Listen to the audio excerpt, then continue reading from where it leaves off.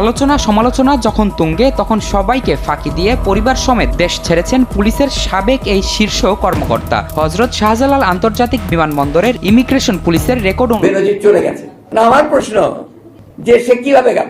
এই যে আপনার তারা বেনজিরকে বললো যে তার সম্পত্তি আমরা ক্রোক করছি, আদালত থেকে বলালো, তাকে মামলা করেছে, দুদক থেকে মামলা করেছে, সে তাকে কোথাও যেতে দেওয়া হবে না, এসব কথা বলা হলো। তো সে 4 তারিখে সপরিবারে সিঙ্গাপুর এয়ারলাইন্স এসে চলে গেল। এক আজিজ নয়, এরকম অসংখ্য আজিজ আর বেনজির তারা তৈরি করেছে। এরা বাংলাদেশটাকে একটা লুটের সাম্রাজ্যে পরিণত করেছে। নগদ টাকা পাবে, নগদ টাকার তো কোনো বিষয়ই না। আমরা তো ট্রাস্টি মাত্র, আমরা মানুষের সম্পদের ট্রাস্টি, আমাদেরকে মাধ্যমে বন্টন করা হবে। আমরা এই সম্পদের কোনো মালিকও না। ব্যাংকের যেভাবে ব্যাংক কর্মকর্তা যেভাবে আমার টাকা জমা নেন আবার আমার টাকা ফেরত দেন, কিন্তু ওনার হাত দিয়েই যায়, কিন্তু এই টাকার মালিক তো উনি না। উনি যখনই অবৈধ সম্পত্তি সব বাজেয়াপ্ত করার সিদ্ধান্ত নিল আদালত, তখনই দেশ ছাড়লেন বেনজির আহমেদ। হঠাৎ করেই দেশ থেকে পালিয়ে গিয়েছেন সহ পরিবার সহ। কিন্তু এতগুলো অবৈধ সম্পত্তি রেখে গেছেন কার আশায়, না বেচে দিয়ে গেছেন, এতেই প্রশ্ন। অন্যদিকে সরকার কর্তৃক লোক জয় আর সরকারের প্রধানমন্ত্রীর ছেলে জয়, তার সিঙ্গাপুরে থাকা, এমনকি বেনজিরও সিঙ্গাপুরে থাকা, তা নিয়ে এক চাঞ্চল্যকর তথ্য বেরিয়ে এসেছে। জানতে হলে সম্পূর্ণ ভিডিওটি দেখতে থাকেন এবং আমাদের চ্যানেলটিকে নতুন দর্শক হয়ে থাকলে অবশ্যই সাবস্ক্রাইব করে আমাদের সঙ্গেই থাকবেন। বেনজির চলে গেছে না। আমার প্রশ্ন যে সে কিভাবে গেল? এই যে আপনার তারা বেনজিরকে বললো যে তার সম্পত্তি আমরা ক্রোক করছি, আদালত থেকে বলালো, তাকে মামলা করেছে, দুদক থেকে মামলা করেছে, সে তাকে কোথাও যেতে দেওয়া হবে না, এসব কথা বলা হলো। তো সে 4 তারিখে সপরিবারে সিঙ্গাপুর এয়ারলাইন্স এসে চলে গেল। এক আজিজ নয়, এরকম অসংখ্য আজিজ আর বেনজির তারা তৈরি করেছে। এরা বাংলাদেশটাকে একটা লুটের সাম্রাজ্যে পরিণত করেছে। একটা খবর চট করে চোখে পড়লো, আজকে তো বেশিরভাগ পত্রিকার প্রথমে হচ্ছে বেনজিরের সম্পত্তির বিবরণটির মধ্যে ছবিও দিয়েছে, তাই না? নয়া দিগন্তে একটা খবর দেখলাম যে বেনজির চলে গেছে, has left the country। 4 মে মাসের 4 তারিখে সে তার সপরিবার নিয়ে চলে গেছে। আরো দেখলাম যে যাওয়ার আগে তার অ্যাকাউন্টগুলো সমস্ত সে খালি করে গেছে। ফিক্সড অ্যাকাউন্ট যেগুলো ছিল সেটা প্রায় 60 কোটি টাকা। হ্যাঁ, আমি পত্রিকা যা দেখলাম যে 60 কোটির মতো বলেছে, হয়তো আরো বেশি হতে পারে, কম হতে পারে, আই ডোন্ট নো। পত্রিকা যা দেখি না। আমার প্রশ্ন যে সে কিভাবে গেল? এই যে আপনার তারা বেনজিরকে বললো যে তার সম্পত্তি আমরা ক্রোক করছি, আদালত থেকে বলালো, তাকে মামলা করেছে, দুদক থেকে মামলা করেছে, সে তাকে কোথাও যেতে দেওয়া হবে না, এসব কথা বলা হলো। তো সে 4 তারিখে সপরিবারে একেবারে এয়ারলাইন্সের নামটাও দিয়েছে, সিঙ্গাপুর এয়ারলাইন্স এসে চলে গেল সকলের চোখের নাকৃতির পক্ষ দিয়ে।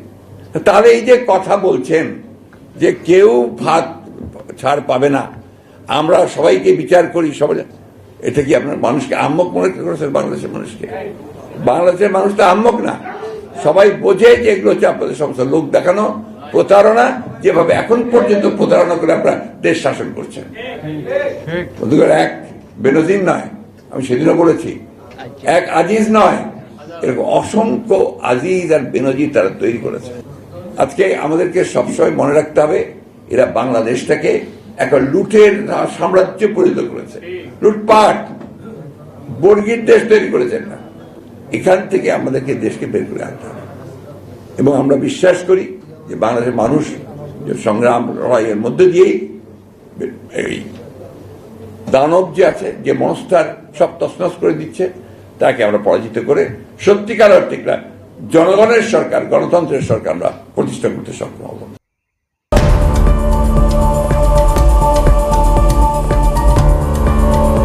সময়ের অন্যতম আলোচিত সমালোচিত নাম সাবেক আইজিপি বেনজির আহমেদ। অনুসন্ধানে নেমে তার নামে বেনামে অঢেল টাকা ও সম্পত্তির খোঁজ পেয়েছে দুর্নীতি দমন কমিশন দুদক। অনুসন্ধানের অংশ হিসেবে আগামী 6 জুন বেনজিরকে তলব করেছে সংস্থাটি।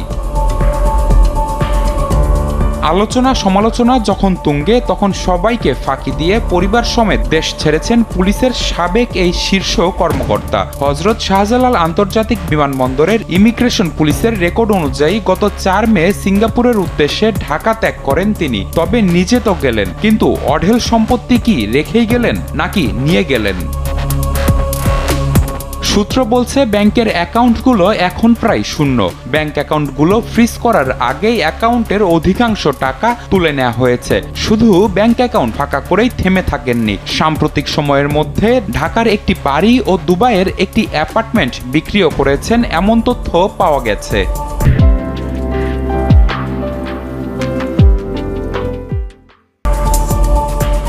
জানা গেছে সংযুক্ত আরব আমিরাতের দুবাইয়ে প্লাম জুমেরা ও মেরিনা এলাকায় বেনজিরের নামে বেনামে বেশ কয়েকটি অ্যাপার্টমেন্ট রয়েছে, যার মধ্যে জুমেরা এলাকায় 40 তলা কনকর্ড টাওয়ারে অবস্থিত একটি অ্যাপার্টমেন্ট গত কয়েকদিনের মধ্যেই প্রায় 29 কোটি টাকায় বিক্রিও করেছেন। দুবাইয়ের মস্কো নামের একটি বহুতল হোটেলে বেনজিরের যৌথ বিনিয়োগের তথ্যও রয়েছে। আর ঢাকার ভাটারা থানাধীন একটি অভিজাত আবাসিক এলাকায় বেনজিরের একটি 7 তলা ভবন ছিল, সেটিও সম্প্রতি বিক্রি করে দিয়েছেন। অনুসন্ধান শুরু হওয়ার পর এসব সম্পদ বিক্রি করা হয়েছে বলে জানিয়েছে দুদক। দুদকে জিজ্ঞাসাবাদ করার জন্য ডাকা হয়েছে। 9 তারিখ ওনার পরিবারবর্গকে ডাকা হয়েছে। কাজে আমরা দেখি 6 তারিখ কি হয়। যদি উনি আসলেই ওনাকে জিজ্ঞাসাবাদ করা হবে। আর যদি উনি না আসে তখন আইন অনুযায়ী তার আইনগতভাবে যা প্রসিডিউর হওয়ার সেটাই চলবে। অনুসন্ধান মাঝপথে আছে, 2 দফায় জব্দ হয়েছে, জিজ্ঞাসাবাদের জন্য প্রসিডিউর চলছে। কাজে পূর্ণাঙ্গ অনুসন্ধান যখন হবে তখন পূর্ণাঙ্গ চিত্রটা আপনি পাবেন। পাশের পুলিশ কর্তারাও এখন চিনছেন না বেনজিরকে। পুলিশ সদর দফতরের অন্তত 5টি কেনাকাটার খাত থেকে বিপুল অর্থ লোপাটে যেসব কর্মকর্তা সহযোগীর ভূমিকায় ছিলেন, তারাও বেনজিরকে ঘরের শত্রু বিভীষণ হিসেবে আখ্যা দিচ্ছেন। এবার তাদের ওপরও চোখ পড়েছে দুদকের। বেনজির পরিবারের সম্পদের তল্লাশির সঙ্গে ঘনিষ্ঠ হিসেবে পরিচিত কয়েকজন পুলিশ কর্মকর্তার নামেও সম্পত্তি কেনার তথ্য পেয়েছে দুদক। যদিও বেনজির আহমেদের দেশ ছাড়ার খবর জানেন না বলে দাবি করেছেন স্বরাষ্ট্রমন্ত্রী। তাকে তো এখনো আমরা নিষেধাজ্ঞা দেইনি। সেই নিষেধাজ্ঞার আগে চলে যেয়ে থাকে, আমি এখনো কিন্তু সঠিক জানি না সে আছে কিনা চলে গিয়েছে।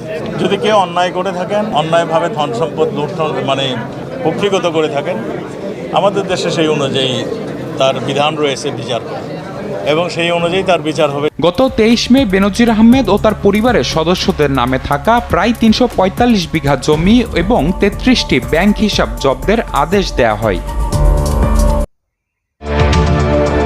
গভীর রাতে সিটিজেন টিভির চেয়ারম্যান শফিকুর রহমান এমপিকে বাসা থেকে তুলে নিয়ে প্রতারণার মাধ্যমে শেয়ার লিখে নেন পুলিশের সাবেক মহাপরিদর্শক বেনজির আহমেদ এবং পদ্মা ব্যাংকের সাবেক চেয়ারম্যান চৌধুরী নাফিস শরাফত।